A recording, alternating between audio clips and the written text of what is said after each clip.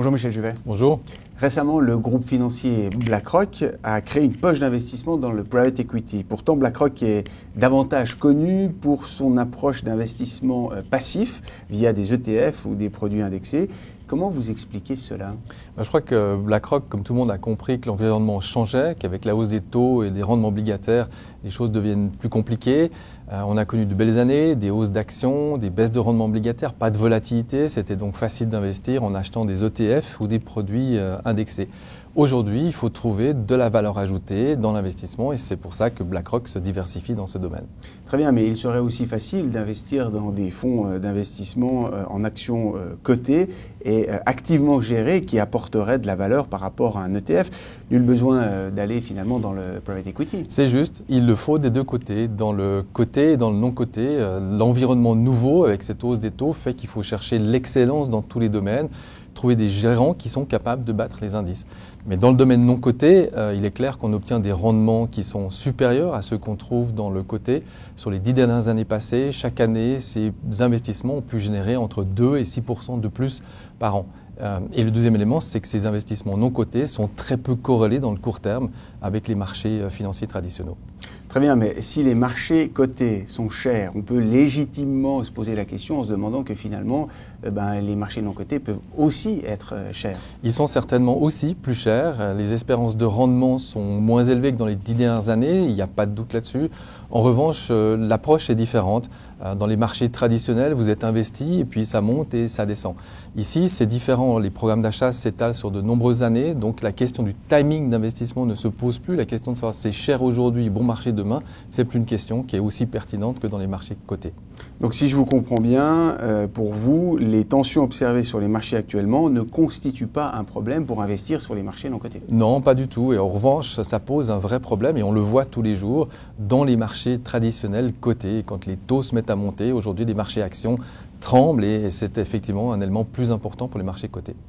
Pensez-vous finalement que les raisons fondamentales qui ont poussé au développement gigantesque de ces marchés privés ne va pas à terme disparaître?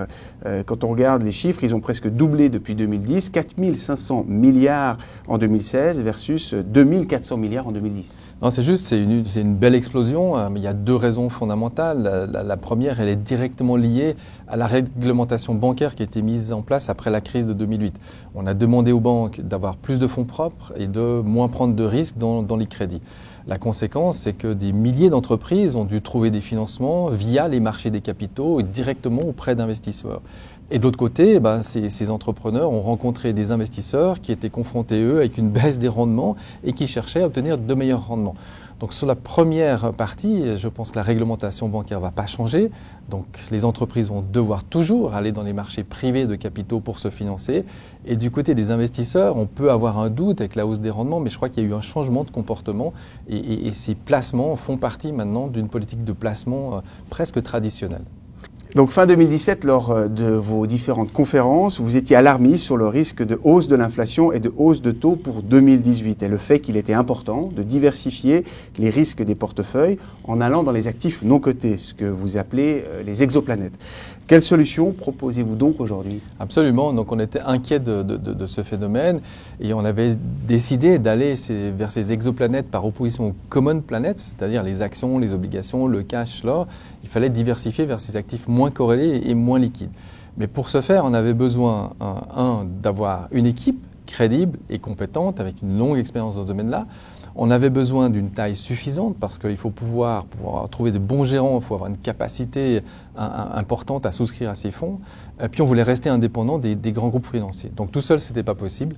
On a donc décidé de créer une plateforme qui s'appelle Hermance Capital avec deux autres banques à Genève, la Banque Rail et la Banque Paris Bertrand Sauza. On a donc cette plateforme aujourd'hui à disposition pour servir notre clientèle privée sur ce domaine des marchés privés. Et quelle stratégie avez-vous choisi de développer?